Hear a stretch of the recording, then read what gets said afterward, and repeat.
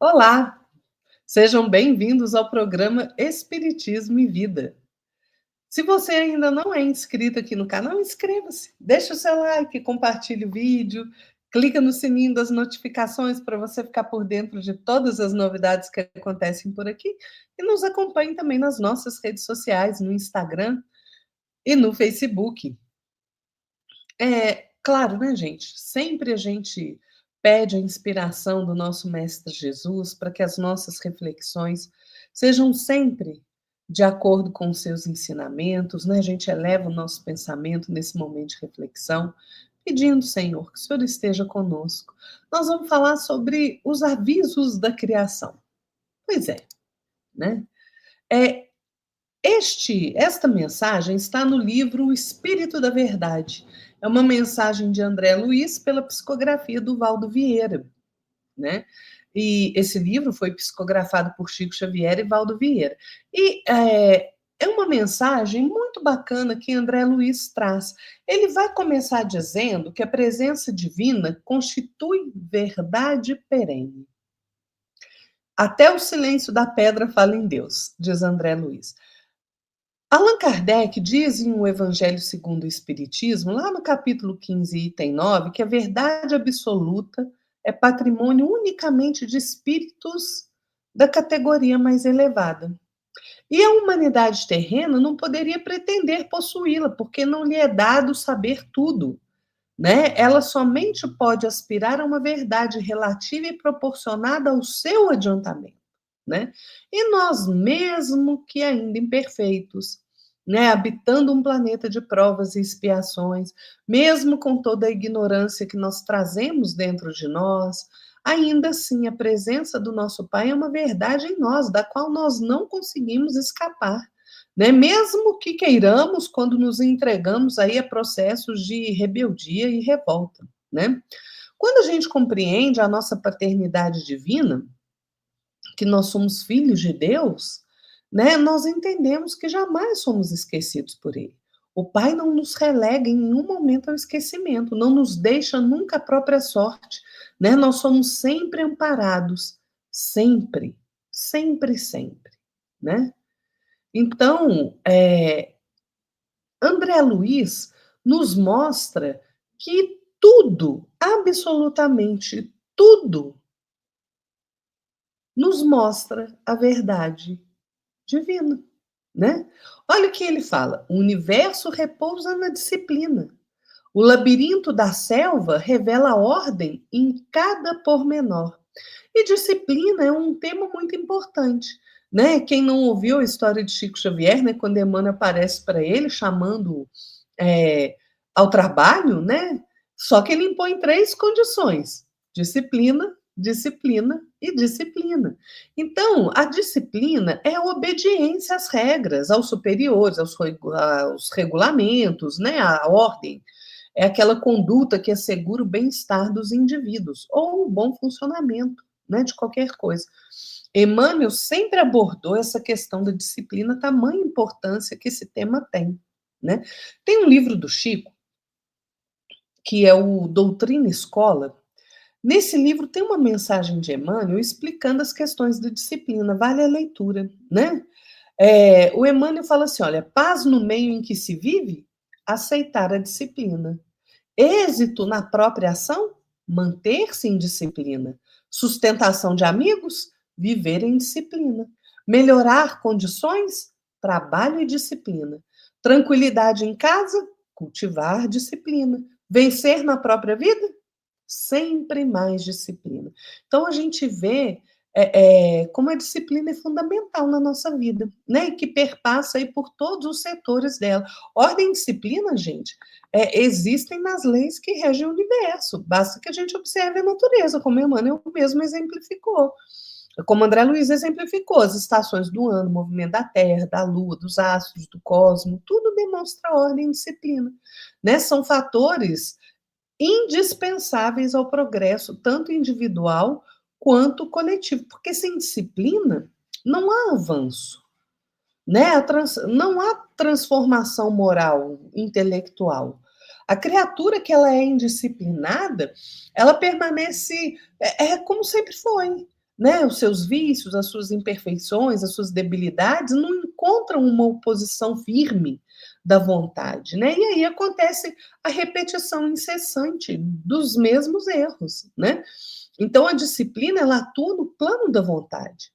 É através da disciplina que a gente consegue estabelecer regras, definir como deve ser o comportamento futuro, né? Um homem disciplinado diz a si mesmo que deve fazer e se mantém firme no propósito. Olha, eu tenho que fazer isso, e ele se mantém firme, né? Então, mesmo contra os seus interesses, contra suas tendências naturais, ele segue aquele programa de melhoramento que se impôs como meta, né? Então, a disciplina consiste em uma força interior que permite a alteração de velhos hábitos, né? Não se trata apenas só de decidir ser melhor, mas de colocar em prática aquilo que você decidiu, né? E é claro que a gente comete engano, mas aquele que é disciplinado, ao enxergar o seu engano, retorna rapidamente para o caminho estabelecido, né? Gente, é só através de muita disciplina que nós conseguimos vencer a nós mesmos, né? Que nós conseguimos nos libertar de hábitos primários, inferiores, né? É só através da disciplina que a gente se prepara para experiências transcendentais do intelecto e do sentimento, né? Agora, se a gente não tiver uma vontade firme aplicada na correção do nosso próprio comportamento, a gente não avança, né? É preciso esforço para a gente abandonar os maus hábitos, né? Como a maledicência, a gula, a preguiça, a leviandade sexual, né? Porque maus hábitos não somem por si só. É preciso enfrentá-los de forma corajosa, subjugá-los, né? E a gente precisa ter em mente, né? Que na grande maioria das vezes o abandono dos maus hábitos e dos vícios é lento e é doloroso, né? André Luiz vai dizer assim: em a natureza, tudo pede compreensão e respeito. O deserto é o cadáver do mar. Veja, Chico Xavier nos fala da questão da compreensão, né? No livro O Evangelho de Chico Xavier. Ele fala assim: se a gente criou um sistema de compreensão humana, né, e com respeito, se a gente criar, né, um sistema de compreensão humana e com respeito recíproco por base, né, entendendo que cada um de nós, cada qual de nós, tem um tipo de felicidade particular e um caminho especial, até viver com tarefas especiais a realizar, se a gente praticar esse entendimento fraterno, esses conflitos desaparecem, né? Porque todos, na essência, diz Chico, somos filhos de Deus e nascemos livres para criar o nosso destino, embora depois dos nossos atos nós estejamos escravizados às consequências, diz o Chico. Né? No livro Ceifa de Luz, Emmanuel tem uma mensagem muito interessante intitulada Compreensão.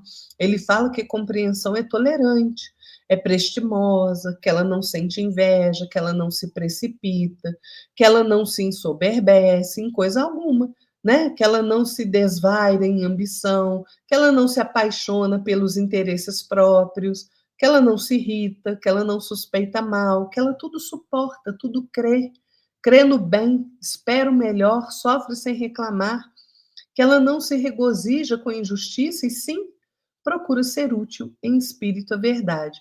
E Emmanuel diz que de todas as virtudes, né, permanecem por maiores a fé, a esperança e a caridade, e a caridade, evidentemente, a maior de todas. Entretanto, urge observar que, se fora da caridade não há salvação, sem compreensão, a caridade falha sempre em seus propósitos, sem completar-se para ninguém.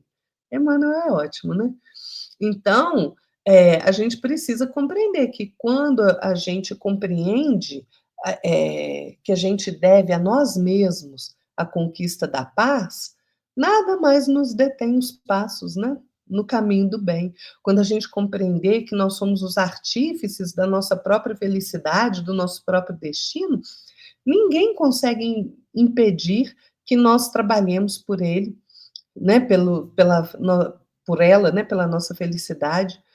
Quando a gente compreende que a nossa alegria depende exclusivamente de nós mesmos, a gente nunca mais entra em desalento, né?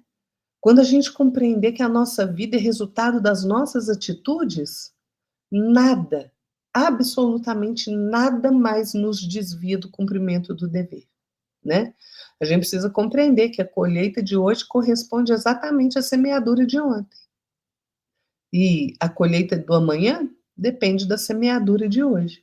André Luiz vai dizer: há sabedoria em todas as coisas, embora sem tato, a trepadeira sabe encontrar apoio. Não obstante, sem visão, o girassol descobre sempre o astro-rei. Mas, gente, é preciso, da nossa parte, buscar sabedoria, né? Tem uma passagem em Tiago que diz assim: quem dentre vós é sábio e entendido, mostre por seu bom trato as suas obras em mansidão de sabedoria.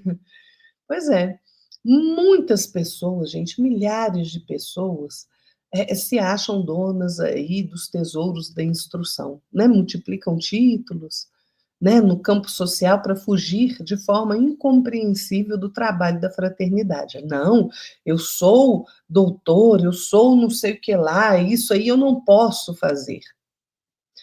Na vida espiritual, os verdadeiros sábios são conhecidos por ângulos diferentes, né? Aqueles que são verdadeiramente trabalhadores da luz, verdadeiros amigos da luz, se revelam através da generosidade pessoal. Sabem que o isolamento é orgulho, que a violência é crueldade, que a exigência descabida é serviço da treva, né? Que o sarcasmo é perturbação. Reconhecem que a sabedoria é paternidade espiritual, cheia de compreensão, de carinho, e por isso mesmo não humilha ninguém, auxilia a todos, indistintamente, acende com amor, né? A lâmpada da sabedoria diante da ignorância, né? No livro A Semente de Mostarda, Emmanuel vai nos dizer uma coisa interessante. Ele fala que os historiadores contam que Tibério, quando induzido por seus próprios assessores a aumentar a carga dos impostos para benefício do império, ele respondeu assim: sou grato ao vosso conselho, no entanto, de minha parte, devo considerar que um pastor consciente é sábio, naturalmente tosquia ovelhas, mas não as degola. Pois é, fica a dica, né, para muita gente aí, não é mesmo? André Luiz vai dizer: em tudo existe a feição boa. As nuvens mais sombrias refletem a luz solar. E é verdade, né? Tudo tem o seu lado bom. Embora às vezes a nossa vida aí, a gente enxergue que ela está em trevas, escura, né? Que a gente não consegue sair daquele problema, ainda assim aquele problema que nos atormenta tem um lado bom. É o lado do aprendizado, né? Porque o problema é ferramenta de evolução. André Luiz vai dizer: eternidade significa aprimoramento contínuo de repetições. Sem recapitular movimentos, a Terra desagregar-se-ia. Né? E é verdade que a gente repete sempre, né? Até a gente aprender. Então, eternidade significa realmente aprimoramento contínuo de repetições, até que a gente domine aquela situação, né? André Luiz vai dizer que a fé construtiva não teme a adversidade.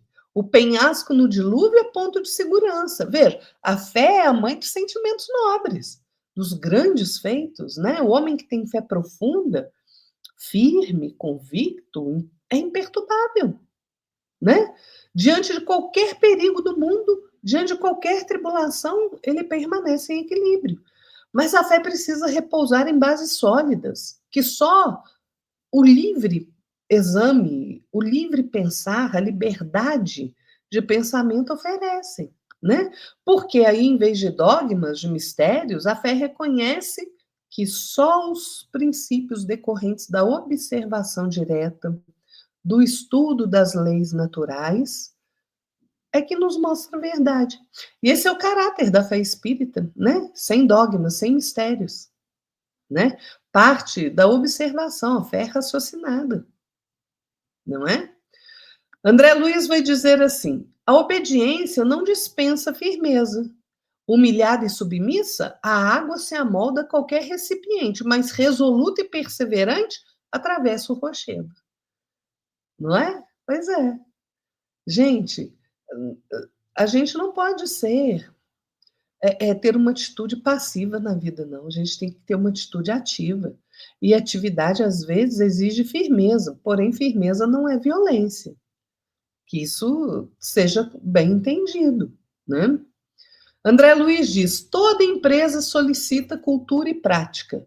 Inexperiente, o homem vivo naufraga no bojo das águas. Adaptado o lenho morto, navega na superfície do mar. Exatamente, né? Tudo solicita prática.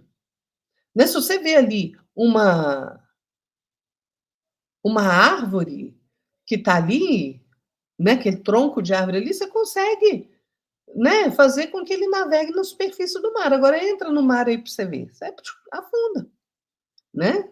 Volume não expressa valor, apesar de pequenina, semente é gota de vida.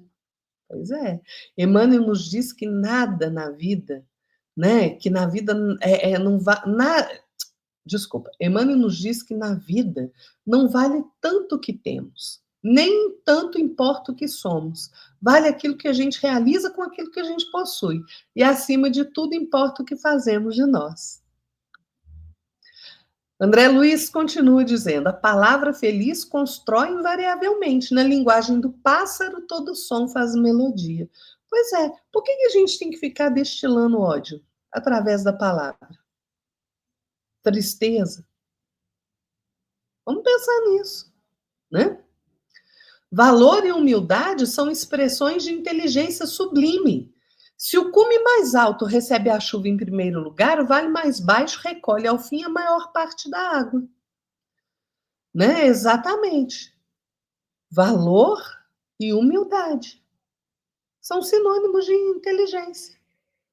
Para revelar-se o bem, não exige trombeta.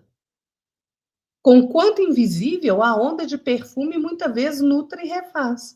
O bem não precisa ser anunciado para se revelar. Ele simplesmente é, né? Você enxerga ele. Não precisa ser anunciado aí ao toque de trombetas, não, né? No campo da evolução, diz André Luiz, a paz é conquista inevitável da criatura. A escarpa de hoje será planície amanhã. André Luiz termina esse texto dessa forma, né? A gente sabe que quanto mais a gente evolui, mais a gente se pacifica, mais a gente constrói a própria paz, né? E que essa montanha da evolução, que hoje é escarpa pedregosa na nossa vida, amanhã vai ser uma planície florida, né? Se a gente insistir, persistir, perseverar no caminho do bem. Fica aí, então, estes avisos da criação neste texto tão bonito de André Luiz, em que ele usa a natureza para nos dar as lições preciosas que ele traz aí para contribuir para a nossa reflexão de compreendermos que a evolução depende de nós. É isso aí, gente. Fiquem na paz do nosso Mestre Jesus e até a próxima. Tchau.